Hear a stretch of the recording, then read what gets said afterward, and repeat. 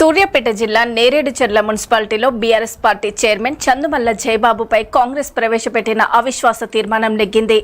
గతంలో బీఆర్ఎస్ పార్టీకి చెందిన చల్లా శ్రీలతారెడ్డి వైస్ చైర్మన్ పదవికి పార్టీకి రాజీనామా చేయడంతో కౌన్సిలర్ల సంఖ్య 14కు చేరింది.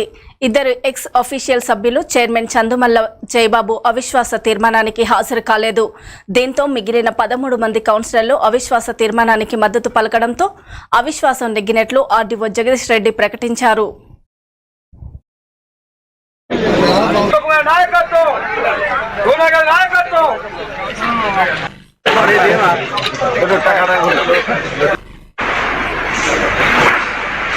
చందుమల్ల జయబాబు గారి పైన అవిశ్వాస తీర్మానానికి సభ్యులకు కోరము సరిపోయింది. అట్లాగే వారికి అవిశ్వాస తీర్మానము నెగ్గడానికి అవసరమైన సభ్యుల సంఖ్య కూడా మనకు సరిపోయినందున చందుమల్ల జయబాబు గారిపై పెట్టిన అవిశ్వాస తీర్మానం నెగ్గింది. సో ఈ విషయాన్ని జిల్లా కలెక్టర్ గారికి పంపించడం జరుగుతుంది. 16 మంది సభ్యుల్లో ఇద్దరు ఎక్స్ అఫిషియో.